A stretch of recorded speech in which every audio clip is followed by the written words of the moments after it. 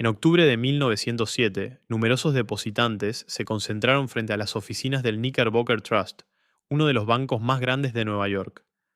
Querían retirar su dinero, todos a la vez. El banco no podía devolverlo. Como la mayoría de las entidades de la época, había prestado e invertido la mayor parte de los depósitos. En cuestión de días, el pánico se extendió a otras instituciones. El crédito se congeló y el sistema financiero quedó al borde de una crisis sistémica. En aquel momento, Estados Unidos era la única gran potencia financiera del mundo sin un banco central. No existía una institución pública capaz de inyectar liquidez y contener la crisis. El país debió recurrir entonces al financista J. P. Morgan, quien organizó, con su propio capital y el de otros banqueros, un rescate privado del sistema. La intervención resultó efectiva, pero expuso una vulnerabilidad de fondo. La estabilidad financiera de una nación no podía depender de la disposición de un grupo reducido de banqueros privados. De esa constatación nació la institución que hoy, más de un siglo después, sigue siendo el Banco Central de Estados Unidos. Bienvenidos a Cifras, soy Mateo Rivas. En este programa tomamos las historias más relevantes del dinero y los mercados, y las explicamos con rigor, sin exageración ni alarma, solo los números y lo que realmente nos están diciendo. Hoy, un episodio de nuestra línea educativa. Vamos a explicar qué es la Reserva Federal, por qué se creó, cómo está organizada, cómo funciona y por qué sus decisiones, tomadas en Washington, terminan incidiendo en las finanzas cotidianas del oyente. Empezamos por el origen. El pánico de 1907 no fue un episodio aislado. Fue la más severa de 4 crisis bancarias que Estados Unidos había registrado en las 3 décadas anteriores. El problema de fondo era estructural. Sin un banco central, no existía un mecanismo para proveer liquidez de emergencia cuando los depositantes perdían la confianza de forma simultánea. La respuesta del Congreso fue, en primer lugar, estudiar el problema. En 1908 se aprobó la ley Aldrich-Vreeland, que creó una Comisión Monetaria Nacional, presidida por el senador Nelson Aldrich. Durante varios años, esa comisión analizó los sistemas de banca central de Europa. En 1910, un grupo reducido se reunió de forma reservada en la isla de Jekyll, en Georgia, para elaborar un borrador del sistema. El proceso fue prolongado y políticamente tenso. Existía una marcada resistencia a concentrar el poder financiero en manos de Wall Street, lo que entonces se denominaba el Money Trust, y esa resistencia condicionó el diseño final. El resultado fue un acuerdo intermedio, ni un banco central, controlado por la banca privada, ni uno bajo control exclusivo del gobierno, sino un sistema híbrido. El 23 de diciembre de 1913, el presidente Woodrow Wilson firmó la ley de la Reserva Federal. Así se estableció, según la historia documentada por la propia institución, el Banco Central de Estados Unidos, una estructura concebida, en principio, para evitar que se repitiera el pánico de 1907. Conviene ahora precisar qué es exactamente. La Reserva Federal es el Banco Central de Estados Unidos. Su función es supervisar el sistema bancario y conducir la política monetaria del país, es decir, administrar la cantidad de dinero y el costo del crédito en la economía. Su estructura refleja aquel acuerdo original entre lo público y lo privado, y se apoya en 3 componentes. El primero es la Junta de Gobernadores, con sede en Washington. La integran 7 gobernadores, nominados por el presidente del país y confirmados por el Senado, con mandatos de 14 años. Esos mandatos prolongados y escalonados responden a un propósito: limitar la influencia de cualquier administración sobre la institución. Un solo presidente, en un mandato de 4 años, no puede renovar la Junta en su totalidad. El segundo componente son los 12 bancos de la Reserva Federal regionales, distribuidos por el país, en ciudades como Nueva York, Chicago, San Francisco o Atlanta. Representan a las distintas regiones económicas y conectan al Banco Central con la realidad de cada territorio. El tercero, el más relevante para los mercados, es el Comité Federal de Mercado Abierto, conocido como FOMC. Es el órgano que determina las tasas de interés. Lo componen 12 miembros con voto: los 7 gobernadores de la Junta, el presidente de la Reserva Federal de Nueva York y 4 de los 11 presidentes regionales restantes que rotan.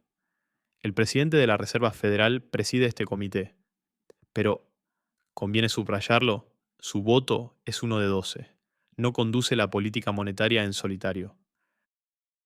Por mandato del Congreso, la Reserva Federal persigue dos objetivos de manera simultánea, lo que se conoce como su doble mandato: mantener la estabilidad de los precios, es decir, una inflación baja y predecible, y promover el máximo nivel de empleo posible.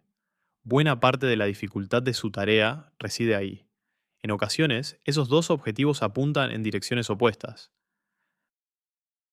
¿Cómo persigue esos objetivos en la práctica? Su herramienta principal es la tasa de interés de referencia, denominada en inglés Federal Funds Rate. Es la tasa a la que los bancos se prestan dinero entre sí de un día para otro, y opera como el ancla de la mayoría de las demás tasas de la economía: las hipotecas, los préstamos de automóvil, las tarjetas de crédito, los rendimientos del ahorro. El mecanismo puede resumirse así: cuando la actividad económica se acelera y la inflación aumenta, la Reserva Federal eleva esa tasa. El crédito se encarece. Los hogares y las empresas reducen su gasto y su inversión. La demanda se modera y con ella la presión sobre los precios. Cuando la economía se debilita y el desempleo tiende a subir, la institución procede a la inversa: reduce la tasa, abarata el crédito y estimula el gasto. Puede entenderse como un termostato de la economía, con una salvedad importante: opera con un retraso considerable. Los economistas estiman que un cambio en las tasas tarda meses, y en ocasiones más de un año, en reflejarse plenamente en la actividad. Por esa razón, la Reserva Federal debe actuar de forma anticipada, evaluando dónde estará la inflación, y no solo dónde se encuentra hoy. Conviene matizar un punto que suele malinterpretarse: la Reserva Federal no fija directamente la tasa de una hipoteca ni el rendimiento de una cuenta de ahorro. Fija una tasa de referencia y el resto del sistema financiero se ajusta a partir de ella. Su influencia es considerable, pero indirecta, y como se analizó en un episodio reciente de este programa, esa influencia tiene límites. Actúa sobre la demanda, no sobre la oferta. Frente a un shock de energía, por ejemplo, su margen de maniobra es estrecho. Con ese marco, se comprende mejor el momento actual, particularmente delicado. El 22 de mayo de 2026, Kevin Warsh asumió como 17º presidente de la Reserva Federal, en reemplazo de Jerome Powell. Llegó al cargo declarando su intención de impulsar la mayor transformación de la institución en décadas, en un contexto complejo: una inflación que repuntó hasta 3,8% en abril, su nivel más alto en 3 años, según la Oficina de Estadísticas Laborales, y presiones políticas para reducir las tasas.